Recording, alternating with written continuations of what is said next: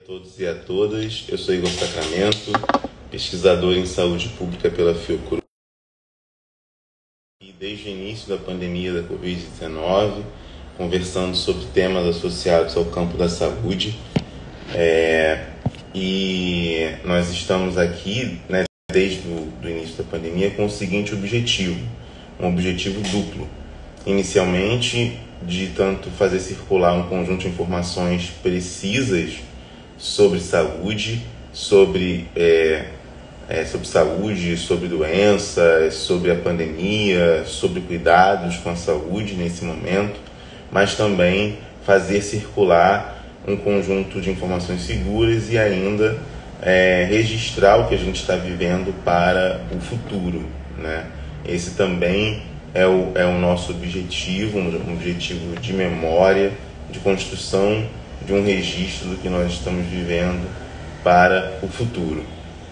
Então, a gente vem conversando aqui com profissionais de várias áreas, de vários campos, do campo da saúde e das suas múltiplas interfaces, com outros campos do saber, incluindo a história, a comunicação, a geografia, a psicologia, a informação, a comunicação.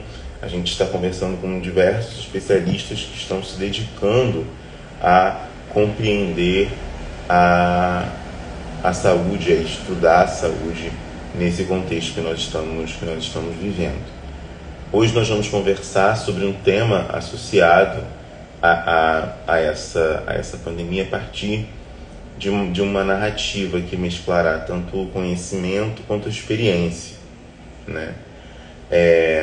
E nesse relato que mesclará tanto conhecimento quanto a experiência, nós convidamos hoje a Tayane Maia Ferreira,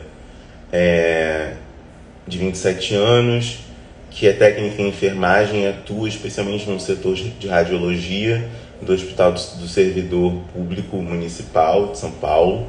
É também participante da Liga de Ciência Preta Brasileira, e nós vamos conversar especificamente com ela sobre o trabalho em ambulatório durante a pandemia de Covid-19. Então, conversar com ela para saber as implicações e as mudanças do próprio trabalho, no ritmo de trabalho durante essa pandemia, e também um pouco desse já um ano e meio praticamente de pandemia, o que isso alterou na dinâmica de trabalho e nos cuidados em saúde. E também, obviamente, vamos falar também um pouco da atuação dela na Liga de Ciência Preta Brasileira. Vamos falar um pouco. Vocês fiquem à vontade para poder perguntar, fazer perguntas enquanto eu vou aqui falando. Vou convidá-la, ela já entrou aqui.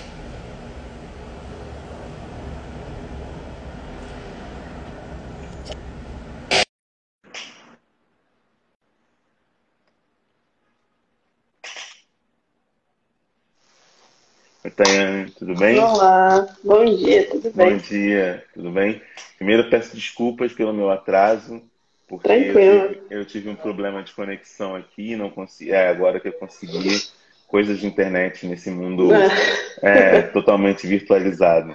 Bom, Tranquilo. primeira coisa, eu queria agradecer por ter aceitado o convite para conversar conosco, contar um pouco da sua experiência, do seu conhecimento sobre o tema, mas queria que você falasse um pouco da sua experiência, assim, como que foi para você a área da saúde, a escolha pela saúde, como é que isso se deu para você?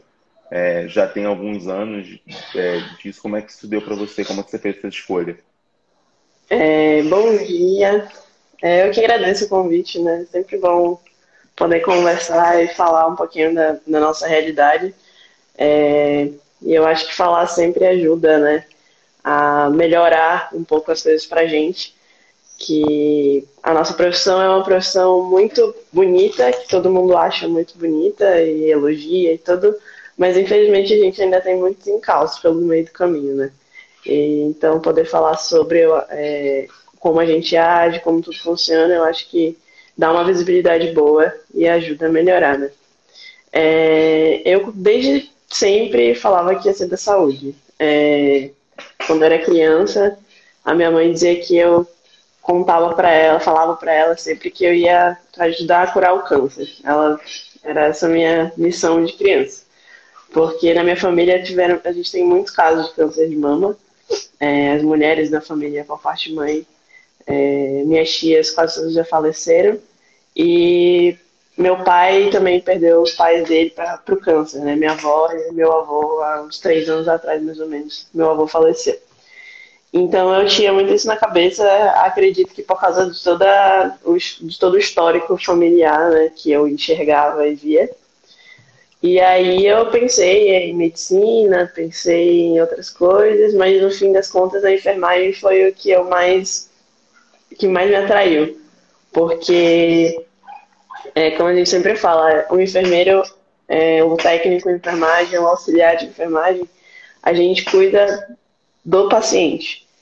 E o médico e as outras profissões cuidam da doença em si.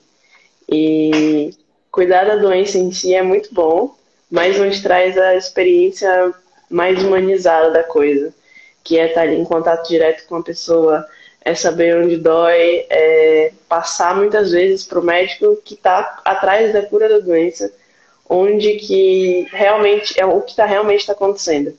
Porque muitas vezes a gente se depara com um paciente no leito, essas coisas, que os médicos não têm uma interação diária, que nem a gente, sabe? Então, a gente passa 12 horas com o paciente em plantão e a gente conversa, a gente sabe um pouco da vida dele, um pouco da história por trás da doença.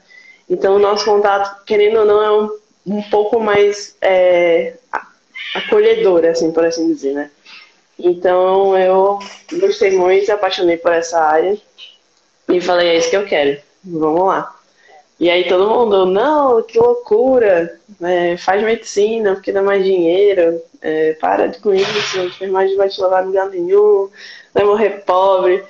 E aí eu falo, não, é isso que eu quero, é isso que eu vou fazer. E aí a gente briga para melhorar, né, a nossa categoria, ao invés de só abandonar e pensar em fazer outra coisa.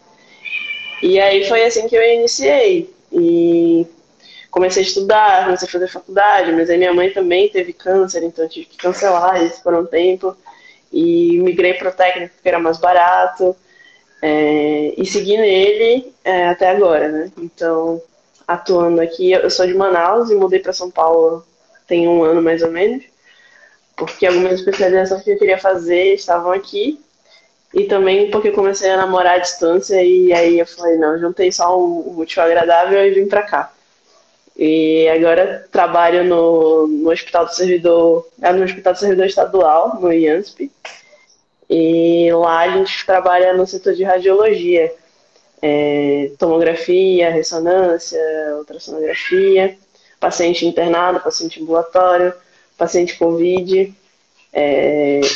Até porque a tomografia se tornou um ponto-chave, né, para confirmar o COVID, e também para saber a proporção da doença no paciente. Então, a nossa missão atual é tentar fazer essa descoberta, né, a mais precisa possível para o paciente já ter um tratamento mais eficaz. Você falou de algumas coisas bem importantes. E, primeiro, que a centralidade da tomografia e da radiologia, de maneira geral, durante a própria Covid, especialmente do raio-x, de pulmão. Então, queria que você falasse um pouquinho das transformações. Eu vou primeiro você falar um pouco da própria rotina de trabalho, e depois, né, assim, as transformações, a maior demanda de trabalho em relação a isso, e depois você falar mesmo da importância desse diagnóstico, desse exame, né, aí no cuidado com esses pacientes. Sim, sim. A tomografia, a gente não sabia que seria seria uma das coisas mais importantes para a Covid, assim, por assim dizer, né? Porque quando a gente imagina a tomografia, a radiologia no geral, a gente procura em momentos muito específicos. Então, assim, Eu vou fazer uma ultrassom de abdômen porque eu estou sentindo uma dor específica ali. Eu vou fazer um raio-x porque eu quebrei alguma coisa. Eu vou fazer um raio-x porque eu acho que meu pulmão está muito pesado. Mas a gente nunca imaginou que chegaria a radiologia para ajudar no diagnóstico da Covid, né? Então, os meus amigos pegaram o início do início da Covid, eu entrei mais um pouco já na metade, e eles falam que foi um caos, assim. Foi um caos porque ninguém sabia o que fazer, ninguém sabia o que estava acontecendo. O hospital começou a lotar muito, e de repente o setor virou um dos setores principais para ajudar os médicos na confirmação do Covid, porque muitos exames de PCR, de sangue, não davam um resultado positivo. Mas a partir do momento que o paciente ia na tomografia, a gente conseguia ver uma mancha muito específica da Covid no pulmão do paciente e assim dar o diagnóstico. Então, quando isso foi constatado, o setor começou a lotar muito, a demanda cresceu enorme.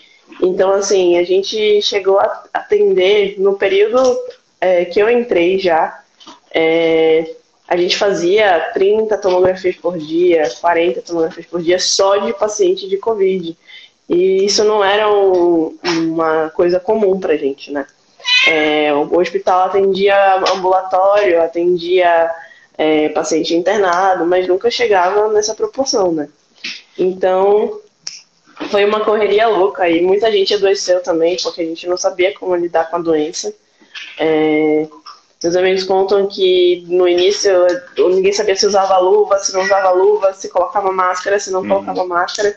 Então, foi uma guerra assim dentro que até se acertar demorou um pouquinho, mas atualmente a gente consegue já fazer um manejo melhor disso. E lá no hospital, os pacientes de Covid, pra gente, são a nossa prioridade, né, de atendimento.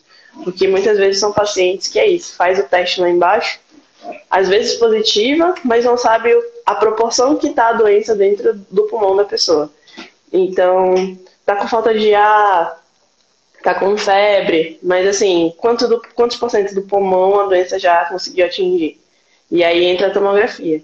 E aí entra a nossa área. A gente vai lá, busca o paciente, faz a tomografia, retorna para o médico e aí o médico consegue dar sequência ao tratamento. Mas, e tem também o raio-x. Não tão preciso quanto, mas também dá para fazer o diagnóstico. A questão do tomógrafo é que ele consegue captar direitinho a imagem que a Covid forma no pulmão do paciente, né?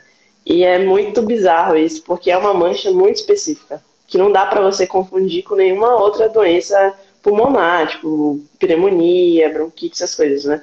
É uma mancha, assim, bem, bem específica.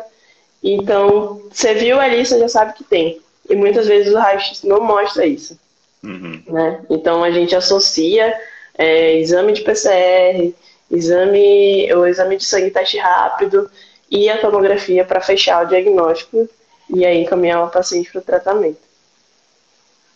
Então, a gente veio observando ao longo da pandemia, né, que tanto os técnicos em radiologia, técnicos de enfermagem, ocuparam um lugar muito central, inclusive no diagnóstico e análise das complicações da própria Covid e da contaminação pelo vírus, né?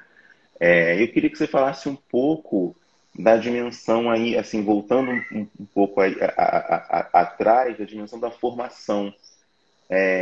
Estavam todos preparados para, certamente não, mas uma questão da necessidade quase que urgente de atualização dessa formação e queria saber que tipo de suporte você teve, aí falando da sua experiência, se quiser falar mais amplamente, teve para poder lidar com um conjunto muito grande de novidades. E você falou muito bem, a gente no começo da pandemia não usava máscara, depois passa a usar, que era importante, aí tem toda a controvérsia em relação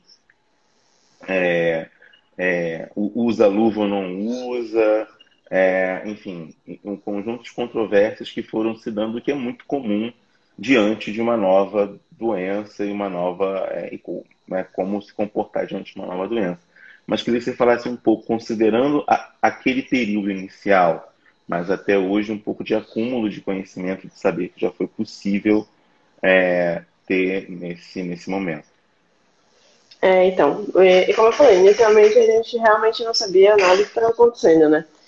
Então era muito isso. Será que a gente pega? Será que a gente não pega? E dentro do nosso núcleo de trabalho também, ninguém sabia lidar. Então a empresa não tinha como dar um suporte pra gente, porque ela também não sabia o que estava acontecendo. A gente não sabia o que estava acontecendo.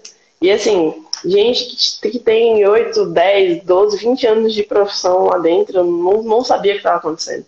Então a gente teve que ir por conta, pesquisar e procurar, e aí assim levar os nossos superiores e eles trazerem pra gente também informação que eles conseguiam trazer de fora, para poder conseguir organizar. O nosso setor, antigamente, eu cheguei já com as coisas com a casa mais organizada. Mas os meus colegas contam sempre que o nosso setor, antigamente, não tinha uma divisão de gripário, que é onde a gente deixa paciente de Covid, paciente ambulatório, paciente de internado. Era todo mundo junto, era todo mundo ali no mesmo espaço. Então, até chegar no nível em que a gente sabe que a doença é altamente transmissível e que essas pessoas não podem ficar juntas, né? Teve aglomeração, teve os pacientes misturados, teve de tudo isso, sabe? Então, assim, organizar isso, acho que foi um desafio enorme, porque todas as informações novas que a gente conseguia, a gente ia falando, ia contando, ia vendo no jornal, ia acompanhando a televisão. Então, assim, foi muito mais de instinto, eu acho, do que de uma capacitação formal, entende?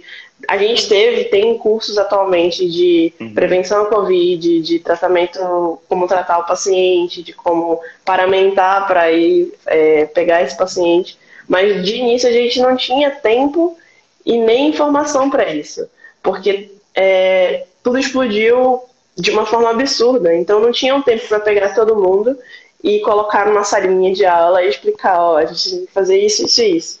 Entendeu? Então, assim, foi mesmo diário e instintivo para todo mundo. E atualmente a gente tem, felizmente, já muitas informações fechadinhas, concretas, então a gente consegue fazer um curso tranquilo. A empresa fornece vários cursos para a gente, de tratamento, de cuidado, de atenção ao paciente com a Covid, e a gente vai atualizando, né? Mas assim, agora a gente consegue fazer essa atualização mais lenta, com um pouco mais de cautela, com um pouco mais de paciência, com um pouco mais de veracidade das informações também, porque antigamente não tinha a certeza de que se você usasse máscara você estava protegido, sabe? Então assim, a gente usava meio que, será que vai funcionar? Vamos usar para ver se funciona, entende? Então assim, era muito mais no instinto, de fato, do que numa educação fechada, sabe? Vamos sentar aqui, vamos estudar, vamos ver. E era muito mais no vamos assistir o jornal, vamos perguntar do fulano, vamos perguntar do ciclano. E atualmente ainda tem muito dessa abertura, né?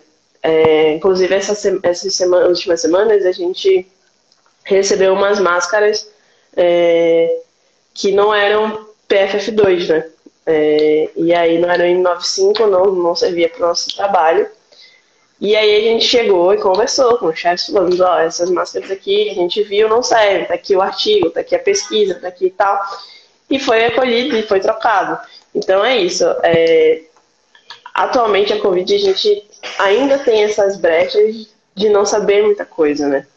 Então o mínimo que a gente sabe, a gente pesquisa, vai atrás para ver se está correto, se está fazendo certo, se está fazendo errado.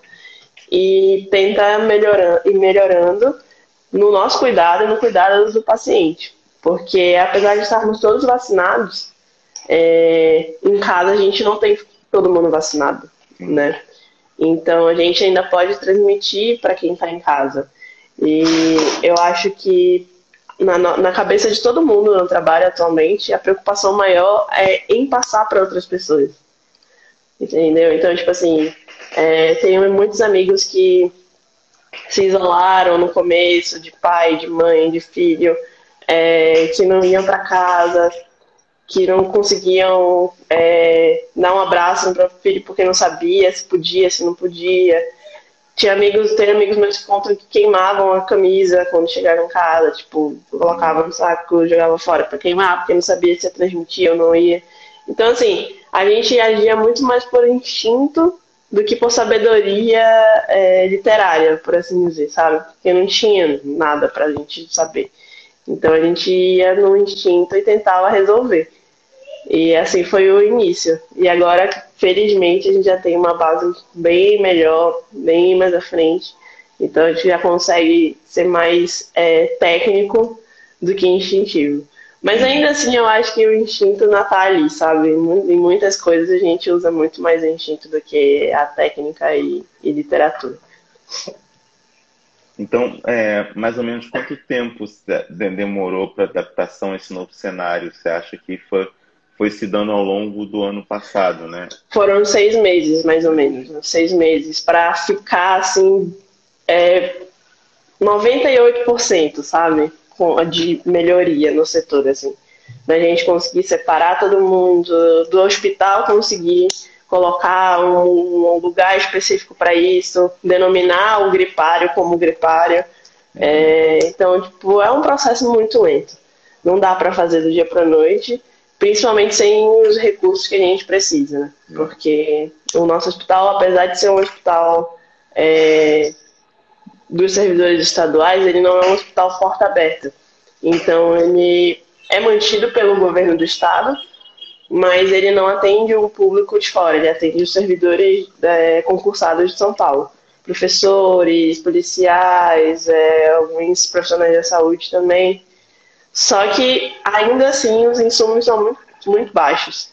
Uhum. Agora, na segunda onda que a gente teve no começo do ano, foi sofrido. A gente viu cenas assim muito pesadas de médico tendo que escolher o paciente que ia viver e o paciente que não ia, porque não tinha tinha um médico, um enfermeiro, um técnico para uma ala inteira cheia de Covid. Não tinha medicação necessária para entubar paciente, não tinha uns insumos básicos, sabe? Não tinha, tipo assim, um Buscopan para aliviar uma dor ali abdominal, uma coisa. Então, é muito difícil, muito difícil. Quando a gente tem baixos recursos, pouca valorização profissional, então, assim, cargas horárias de trabalho pesadas. Então, tem colegas meus que ficavam 70, 40 horas fora de casa, direto virando plantão para tentar ajudar, porque não tinha ninguém. Então é muito difícil, é muito difícil. E agora a gente teve uma diminuição nesse ritmo, né? Mas a gente já tá vendo que já tá começando a subir de novo. Uhum. Então, assim, a gente tem uma pausa de respiro, que ele fala, que a gente aproveita, assim, fala assim, agora a gente vai respirar um pouquinho do gripário. Mas logo em seguida já vem de novo uma carga muito pesada. Então, na nossa pausa de 1 mês e meio, mais ou menos, a gente estava fazendo de 5 a 8 pacientes Covid por dia, num plantão de 12 horas. E agora a gente já voltou a fazer 15 pacientes, 20 pacientes. Então, assim, a gente está vendo que já está crescendo e que provavelmente daqui a pouco a gente já vai estar exausto de novo, porque vai dobrar aí, ou triplicar, né, essa quantidade. E você tocou num ponto que é muito importante, assim, dessas pausas, e essas pausas têm muito a ver também com a falta de vacinação, né? Enquanto a gente tem, por um lado, vacinação em massa, especialmente, muito, muito, muito lento, e quando a gente tem, por um lado, né, alguns momentos de onda e maior índice de transmissão, de morte, que aí, para isso, algumas medidas de restrição e de contenção são praticadas, né? Logo depois já se reabre tudo, já se começa, assim, o número de mortes abaixa um pouco, embora ainda seja muito alto. Se a gente pensar nas É vidas muito. perdidas, é muito alto por dia, é muito alto, mas baixa um pouco, sai do. E aí esse tipo de medida. Só que isso não tem encontrado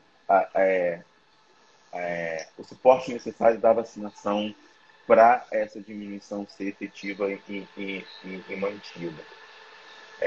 Eu queria falar desses dois pontos. Primeiro, né, dessa questão, se isso, no contato com o paciente e conversa, isso desperta algum tipo de ansiedade, né, em relação a essas vacinas, ou se há resistências. Eu queria que você falasse um pouco das próprias fake news sobre vacinação, sobre medicamentos, etc. Se isso aparece no cotidiano do seu trabalho, assim, né, no contato com os pacientes, com que ficam com muitas dúvidas, ou já tem muita certeza do que também, tratando de saúde, é muito complicado, tem um Sim, conjunto sim. enorme de certezas sem base na literatura, sem base em evidências, etc. Eu queria que você falasse um pouco da sua Sobre. experiência com esse conjunto tão grande de informações que as pessoas estão se baseando, e algumas delas não têm comprovação científica. Olha, lá no hospital a gente lida muito com paciente idoso, né? A nossa faixa etária de idade ali, eu acho que está entre os 30 até assim, 60, 80, 90. A gente já teve pacientes de cento e poucos anos, assim. E esses pacientes mais novos geralmente são filhos desses pacientes mais velhos, que são servidores e estendem, né, o plano para os filhos e netos, etc. E desses pacientes mais velhos, a gente escuta muita fake news, assim, sabe? É, esses dias a gente atendeu um paciente que chegou lá para fazer a tomografia, né, porque ele estava com suspeita de Covid, e ele simplesmente não queria ficar no gripário. A gente encontra também muito essa resistência, sabe? O paciente é suspeito, ele necessita ficar lá, porque tendo ou não tendo o vírus, a gente não pode misturar ele com outros pacientes. A gente não tem certeza. Ele ainda vai fazer o exame para confirmar. Então não tem como deixar ele junto. Mas a gente encontra muita resistência, porque o que eles falam é: eu não tenho Covid. Eu tô aqui porque eu tenho uma bronquite, e aí a minha bronquite está atacada e é por isso que eu tô aqui. Mas a gente fala, senhor, senhora, você tem que ficar aqui, não pode sair. Não, mas isso aqui começa a briga, sabe? Eu não vou ficar aqui porque é aqui que eu vou me contaminar, é aqui que eu vou pegar.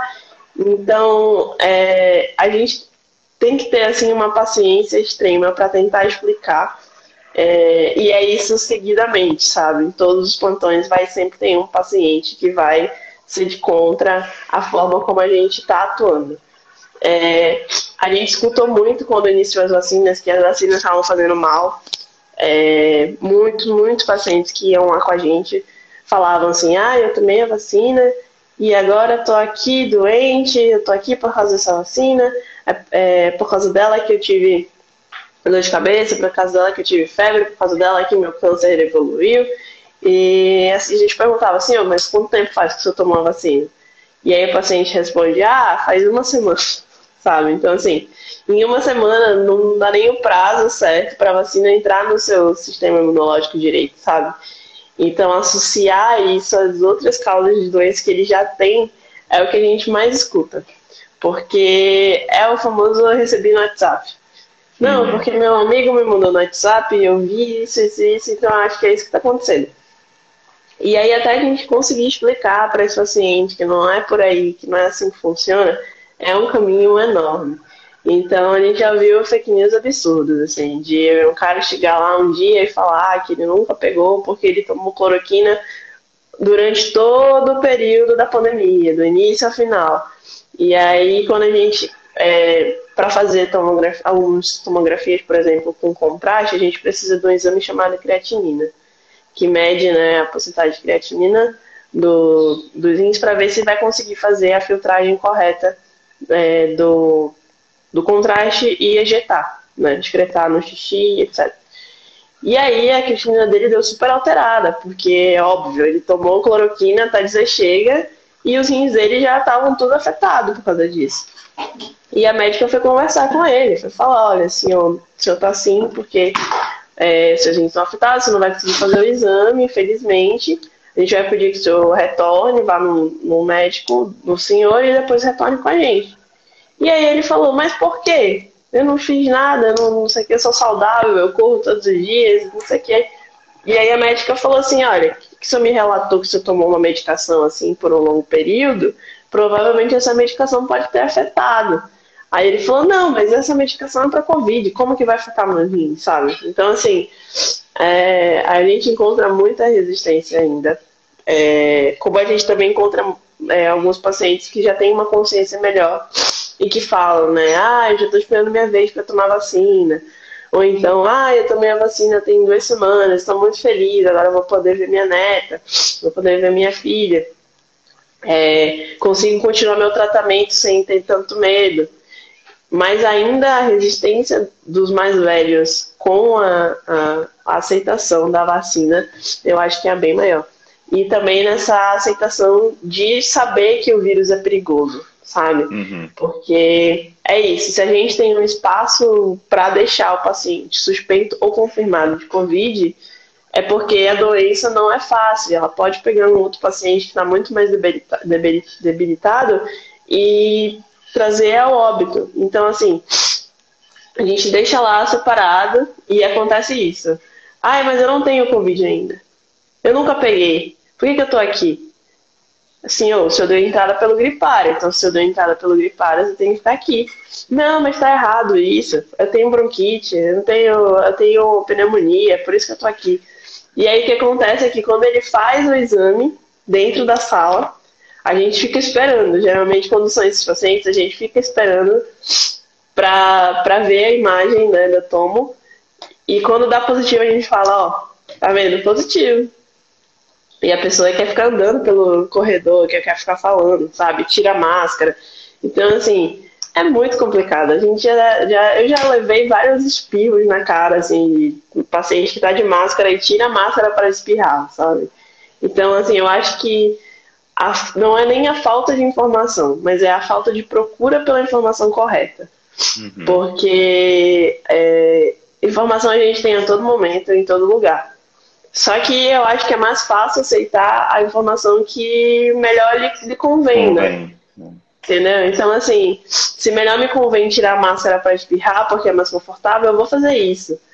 Entende? Então, assim, eu já peguei essa semana mesmo tinha um paciente lá que tava com máscara de pano, super tranquila, e ele tirava a máscara para falar comigo, e eu falava assim, coloca a máscara, cobre a máscara até o nariz, e ele seguia fazendo isso.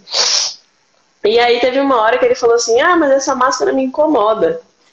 E aí eu falei, senhor, aí eu puxei a minha máscara e meu nariz aqui tava super vermelho, porque 95 deixa super ferido aqui, né? Eu tirei a máscara e falei, senhor, eu tô há 12 horas com essa máscara e eu não tô tirando. Então, o senhor, por favor, coloque a sua. E aí ele ficou assim, quieto, sabe? Já falou, porque vocês trabalham com isso, tem que usar. Aí eu falei, não, senhor, mas é uma segurança pro senhor e uma segurança pra mim. Então, eu entro em contato com vários pacientes, eu posso passar para o senhor algum vírus. Então, se o senhor usar máscara, você está protegido também. Então, assim, tem que ter um jogo de cintura muito grande, e principalmente uma paciência que a gente às vezes nem sabe de onde tira, sabe? Porque já tem os problemas de casa e aí a gente chega lá e tenta abafar isso para dar esse enfoque, e aí tem esses pacientes que são mais difíceis, assim como tem outros que são muito mais fáceis, mas isso, a grande maioria, a gente sempre tá nos mais difíceis. Então a gente sempre fala que é um estresse psicológico e um estresse físico. Logo em fevereiro, mais ou menos, eu perdi minha avó e uma tia para Covid em Manaus, porque minha avó teve o vírus quando tava aquele caos na cidade de falta de oxigênio e tudo. E infelizmente ela não resistiu. E a minha tia, algumas semanas depois também, que tava cuidando dela no hospital, pegou e veio a óbito. E meu emocional tava muito abalado, mas é isso, a gente tem que trabalhar, né? E eu tava no hospital e veio uma paciente reclamar, porque a gente fazia paciente de Covid e paciente ambulatório no mesmo tomógrafo. Que o hospital disponibiliza 2 tomógrafos pra gente, não tem como não misturar. Só que toda vez que termina um paciente de Covid, a sala é completamente limpa, higienizada, tem todo um processo de limpeza para começar a botar para os pacientes que não têm o vírus. E aí ela começou a gritar no setor e falando que era um absurdo, que a gente estava nem aí, que a gente não queria ajudar e queria infectar todo mundo, que será que a gente estava participando da conspiração, que ia levar todo mundo a ficar mais doente. E assim, nesse dia meu emocional estava muito ruim, porque é isso, né? Eu tinha acabado de ter 2 perdas muito grandes assim na vida. E eu comecei a chorar, ela começou a gritar e eu comecei a chorar. E ela gritava e eu chorava ainda mais, eu não conseguia ter nenhuma resposta. Então, assim, a gente se dá com essas situações que o outro não se dá nem ao trabalho de saber o porquê da gente estar ali meio triste, ali meio quieto, e da forma como as pessoas desrespeitam também os profissionais, né? Porque naquele momento eu só estava tentando explicar para ela como acontecia o processo de limpeza da sala, né? E que esse processo acontecia. Mas ela já estava assim no nível de vocês estão numa conspiração, vocês querem matar todo mundo, vocês querem isso, aquilo, outro, vocês não estão nem aí pra gente. Quando na verdade a gente já estava tentando explicar para ela o que estava acontecendo, sabe? E não conseguia até o fim explicar e tentar insistir, porque nesse dia eu estava com o emocional muito abalado. Mas, e aí no fim do plantão, a gente, tipo, minha chefe chegou e conversou comigo, super, falou, não fica assim, a gente vai conseguir, é difícil, mas a gente consegue. Mas é isso, a gente pega esses tipos de paciente que é muito complicado de lidar, e tem dias que a gente não consegue lidar, como foi nesse meu caso, nesse dia, né? E porque é isso, a gente não é de ferro. Tenho muitos amigos meus que começaram a fazer terapia por conta da pandemia, porque não conseguiam viver na própria casa sem ter um pânico, sem ter sabe, uma sensação de medo, ou porque via muita morte todos os dias e já ficava pensando que o marido ia morrer, a mãe ia morrer, que a pessoa mesmo ia morrer e não conseguia ir para frente.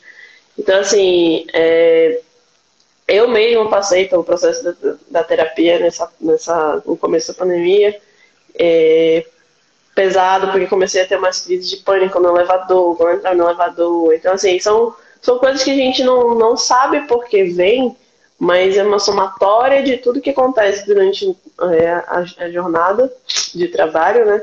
E que vai acumulando e que uma hora estoura, sabe? Então, assim, a gente já fica, eu, meus amigos todos, a gente se sente muito pressionado.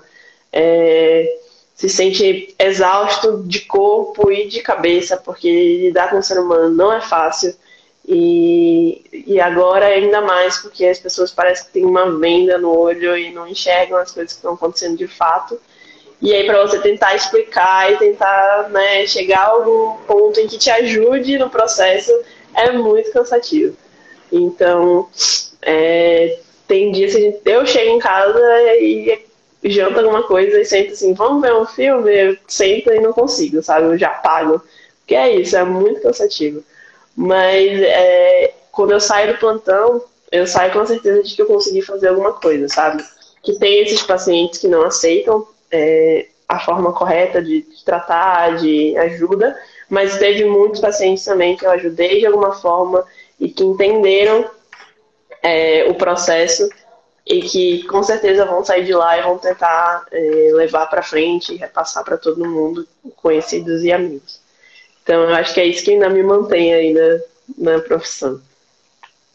Você falou de várias questões muito importantes agora, mas uma me chamou muita atenção, que quando você falou do uso, alguns pacientes vêm usando, né, o que a gente vem chamando, ou vai se chamando aí ao longo desse último ano, de tratamento precoce, né, remédios sem comprovação científica, mas que foram sendo incensados como como profiláticos em relação a mesmo que não haja comprovação científica para isso. E você relatou alguns casos já de complicações, ou nos exames, etc. Eu queria que você falasse um pouco mais disso. Já consegue observar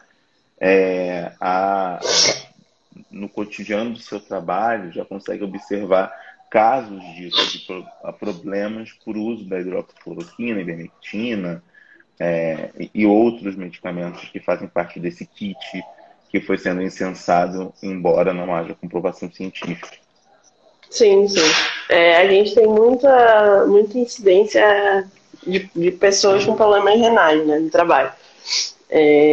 Mas associados antes eram associados a outras questões, né? A cirrose hepática muitas vezes, às vezes um câncer, às vezes isso.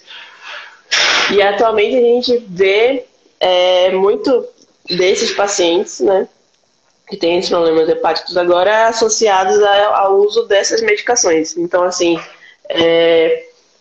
o médico chega para conversar com o paciente, né, sobre isso. O que você fez? Você tomou?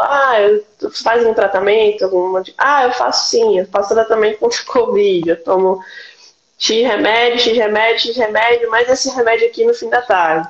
Então, assim, mas como que o senhor chegou? Não, eu vi que era para tomar e eu tô tomando. E por isso eu nunca peguei, sabe? Mas você vai ver o exame de sangue do paciente, está todo alterado. Tem problema até dizer cheio. Mas, assim, eles nunca vão associar isso ao uso desses medicamentos. E não adianta você falar. Essa é a parte que eu acho pior, assim, porque não adianta a enfermeira falar, não adianta o médico falar, não adianta ninguém falar, sabe? A pessoa sempre vai dizer que é alguma outra coisa. Não, eu tô assim porque eu sei lá, tomei Coca-Cola demais a vida toda, sabe?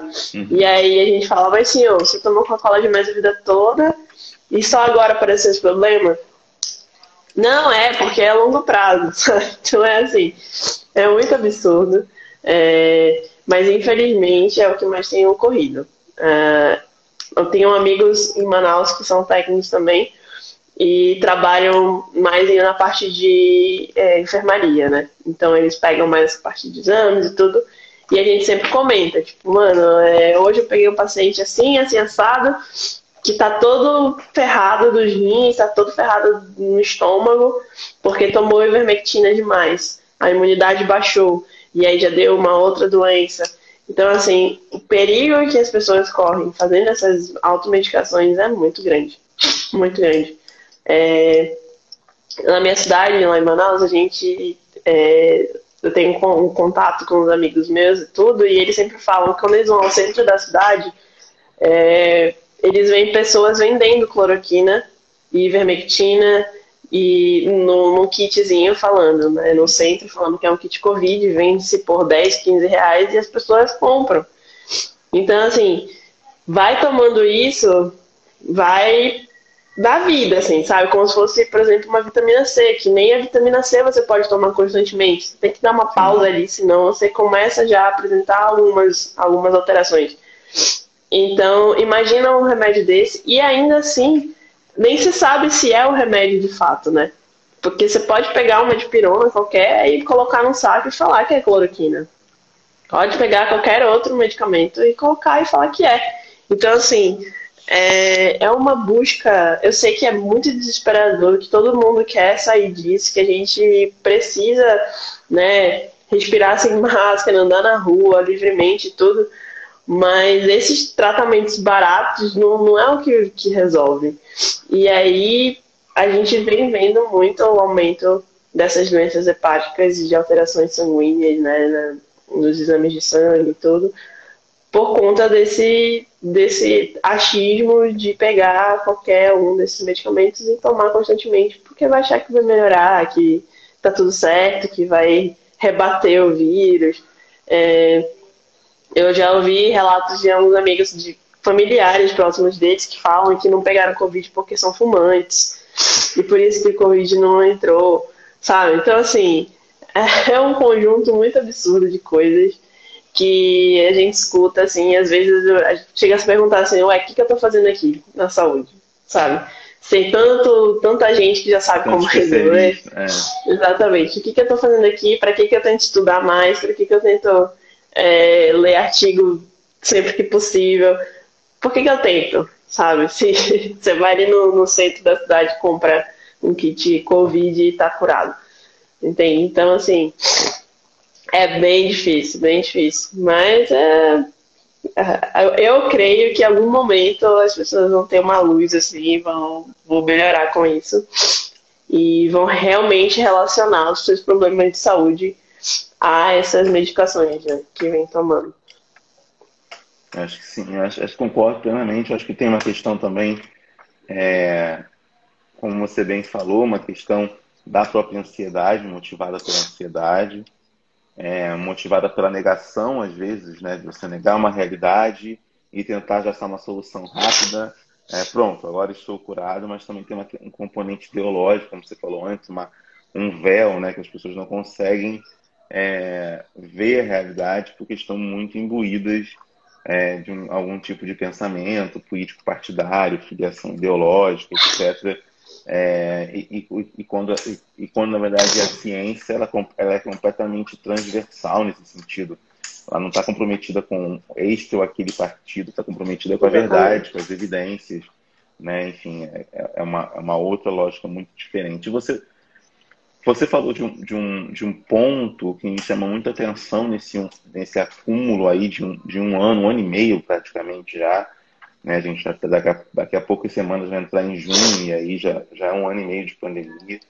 Você falou da saúde mental, né? Dos profissionais de saúde, envolvendo em parte a questão da precarização, em parte a questão dessa situação da pandemia, da própria Covid, e todas as inseguranças, angústias e questões que isso coloca.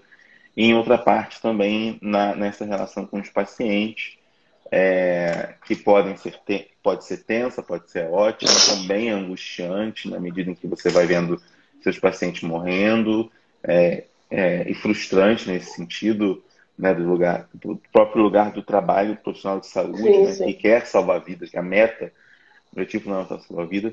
Queria que você falasse um pouco disso, dessa questão de como, para além da terapia, né, como manter a saúde mental e o equilíbrio num contexto de tanta diversidade, né, tanta precarização, falta de recursos, inclusive diminuição, aumento de horas de trabalho que não corresponde ao ganho salarial, enfim. Assim, a gente tenta ter várias válvulas de escape, né? A minha válvula de escape é o videogame atual.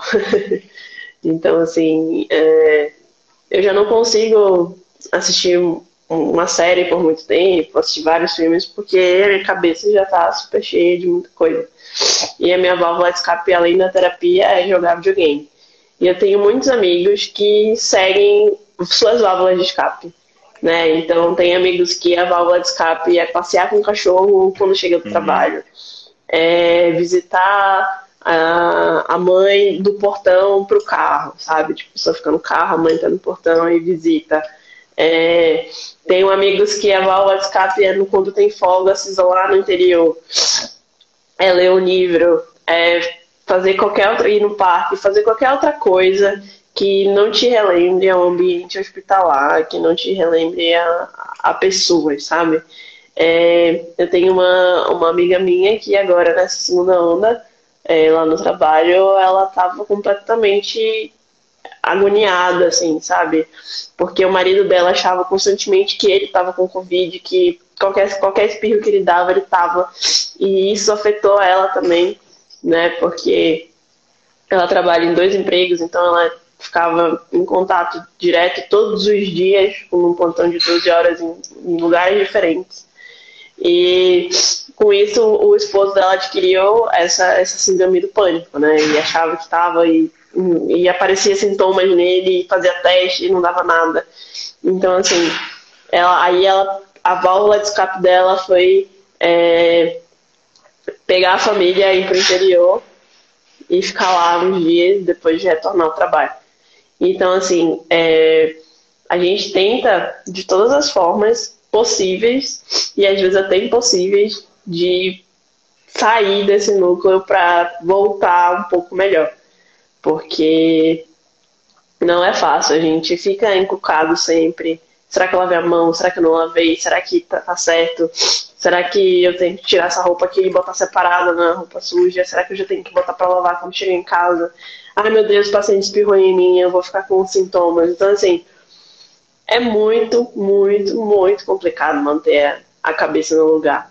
E eu digo que eu acho que não teve nenhum profissional da saúde nesse momento em que não tenha tido uma crise de ansiedade, não tenha tido uma síndrome do pânico adquirida, que não tenha tido um momento de exaustão mental, que a física a gente já está preparado, a nossa profissão exige muito do nosso físico e a gente já sabe disso. Mas o mental, eu acho que a gente se deparou com isso um pouco mais cheio agora, sabe? Porque sempre é muito difícil lidar com o falecimento de um paciente, principalmente quando você trabalha na enfermaria e você vê aquele paciente todos os dias, você está ali com ele conversando e torcendo para melhorar, e ele vem a óbito e você fica triste, você fica, né, desanimado. Mas agora a gente vê paciente falecendo a todo momento. Então, assim, a sensação de impotência, a sensação de será que eu estou fazendo meu serviço direito? Será que eu realmente estou sendo um bom profissional? Será que eu consegui ajudar esse paciente de alguma forma? Então, assim, vem esses questionamentos intensos na cabeça, não só na minha, como dos meus colegas também. E chega num ponto que a gente não consegue. Chega num ponto que dá o colapso e a gente chora constantemente, a gente tem medo de falar com as pessoas, a gente se isola um pouco, sabe? Porque é muito, muito complicado. Você chegar no... Hoje eu tenho plantão, amanhã eu não tenho, mas no dia seguinte eu tenho de novo. E eu tenho que chegar lá com um sorriso no rosto, eu tenho que chegar lá sendo gentil, eu tenho que chegar lá sendo uma pessoa alegre e comunicativa. Como é que eu faço isso se eu não tô me sentindo bem? Como é que eu vou fazer isso se a minha cabeça não está funcionando bem? Então é muito difícil manter essa constância de humor, de alegria, mas a gente, quando chega no hospital, veste essa máscara. Então, assim, eu tiro, quando a minha avó faleceu, eu tirei os meus dias de atestado que eu tinha, mas quando eu voltei, eu já tive que voltar sorrindo, tive que voltar alegre, e eu não estava nesse momento ainda. Eu ainda estava no momento triste. Mas lá dentro eu estava sorrindo, eu estava, né, fazendo o melhor para o paciente, eu estava conversando quando eu não queria conversar. Então a gente se põe nessas situações por escolha nossa, claro, mas não eu acredito que não por uma obrigação, sabe? Por mim, pelo menos, não vem de uma obrigação. Vem mesmo de uma escolha, eu falo que é uma escolha, porque eu poderia sair dessa profissão e escolher que eu quero outra profissão, mas vem dessa escolha de ter esse cuidado, de ter essa conversa. Então, chego lá, visto a minha máscara de pessoa alegre, de pessoa comunicativa, e sento e converso, e às vezes com dor na coluna, com dor em todas as partes do corpo, e a saúde mental toda bagunçada. Mas a gente está lá, sabe, dando força, tentando conversar, dando bom dia, boa tarde, fazendo com que o paciente se sinta acolhido também, mesmo quando ele não quer se sentir acolhido, mesmo quando ele dá uma resposta ruim de volta, quando ele rebate nossos métodos que para ele não é eficaz. Então, assim, a gente tenta muito ter esses nossos momentos de escape, porque eu acho que são os únicos momentos que a gente consegue se reconstruir para chegar lá e vestir essa camisa, vestir essa máscara e conseguir dar o melhor.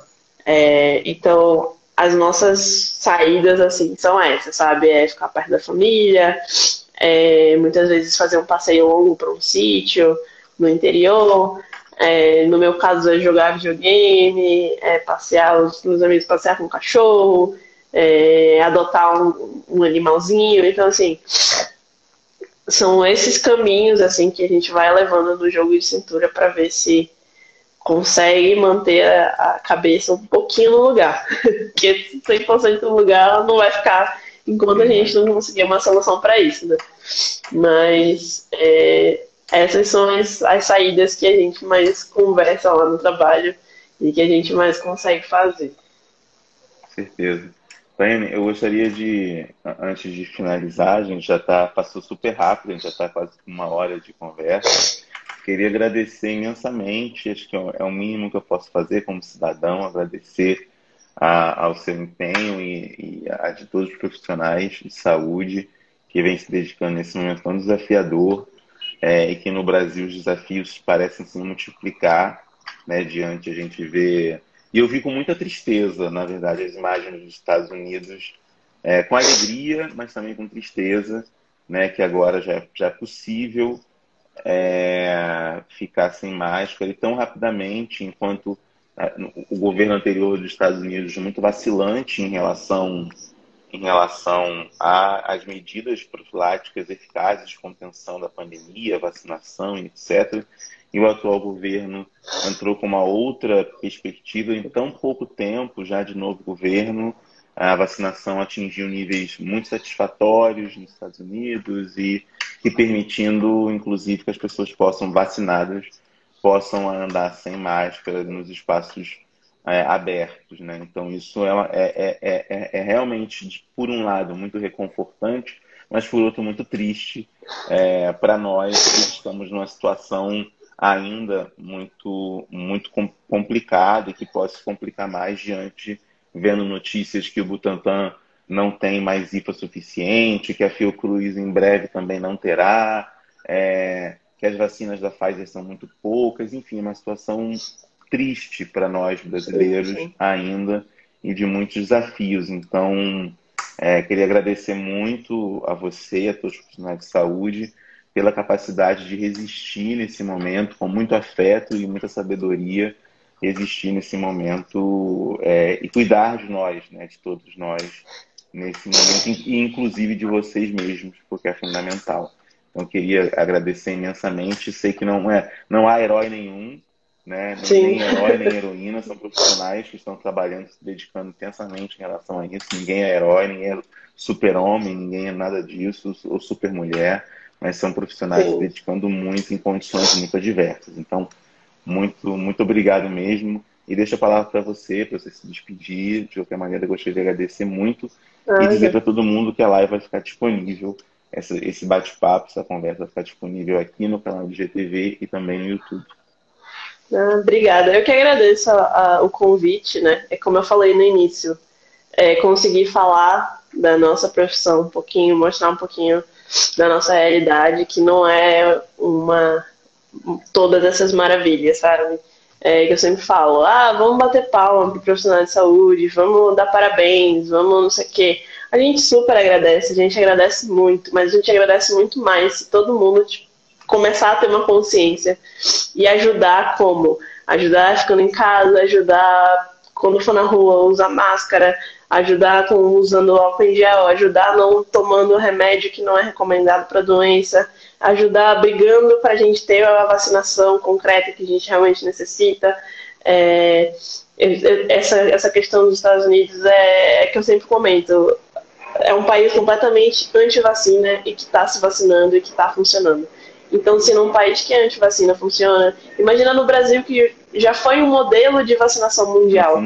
Entendeu? Então, assim, pra gente, a gente agradece super os elogios, agradece as palmas, agradece os parabéns. A gente agradece muito mais se as pessoas se cuidarem e ficarem em casa. É difícil, a nossa saúde mental fica horrível, eu sei, mas quer passear, quer sair, quer ir no parque, tudo bem, eu acho que tudo bem, sabe? Mas desde que você se cuide, desde que você use máscara, desde que você utilize corretamente a higienização das mãos com álcool, com água e sabão, e que não passe para outras pessoas, que não leve essa doença adiante para não ter mais novos casos e a gente não ter que sofrer um pouco mais lá dentro, sabe? Eu sei que a nossa escolha é cuidar, mas a gente tem um limite também, né? O nosso corpo tem um limite, nossa cabeça tem um limite. Então, o meu pedido é só para que se cuidem.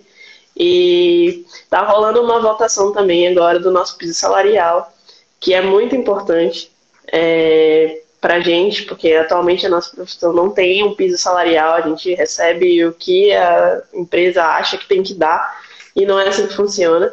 E a gente está brigando por isso no Senado e na Câmara, então a gente precisa que assinem essa petição da PEC. Eu posso mandar para você depois o link. Mano, por favor. E aí, para você, se possível, divulgar, para a gente conseguir ter essa ajuda a mais e esse salário digno da profissão, sabe? Porque é isso, são muitas horas de trabalho, baixa remuneração, muitos problemas ainda a resolver, que a gente vai tentando ali no meio do caminho e pulando essas coisas e seguindo em frente e dando o nosso melhor lá dentro, porque, como eu falei, não é a nossa obrigação, mas é a nossa escolha, e aí a nossa escolha a gente vai levar até o fim da vida.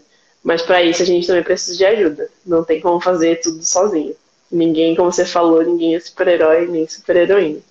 Então é só isso, eu só peço para que se cuidem, para que a gente não precise chegar lá no momento hospitalar e ter o caos que a gente também entenda ultimamente. Com certeza, com certeza. Muito obrigado mesmo por compartilhar com a gente sua experiência, seu conhecimento aqui. A Suzana acabou de... Susan Maria acabou de falar aqui a importância do depoimento muito humano, que apresenta um outro lado que às vezes nós não temos acesso. Então acho que é muito bom esse lado, baseado na sua experiência, também no conhecimento acumulado de anos de estudo e dedicação ao campo da saúde, da enfermagem. Então, gostaria de agradecer muito você compartilhar esse relato com a gente e pedir que as pessoas possam se cuidar, continuar se cuidando, continuar lutando e pressionando por vacinas. É a nossa única saída, além do uso da máscara, que são, digamos assim, medidas de contenção, né, da circulação e de proteção individual e coletiva, mas que estão remediando uma situação que a vacina pode dar um conforto muito maior, né? Então, uma segurança muito maior e permitir que aquilo que a gente gostaria de ter de novo, sair, poder ir para festas, dançar, abraçar os amigos, os parentes, viajar, etc. A gente vai poder voltar às aulas, né, as aulas presenciais, encontrar as pessoas, isso a gente vai poder ter, espero que ainda este ano. Então, muito obrigado. Com segurança. E com segurança. Muito obrigado pelo seu relato e pela conversa. Eu que agradeço. Tchau. Agradeço. Tchau.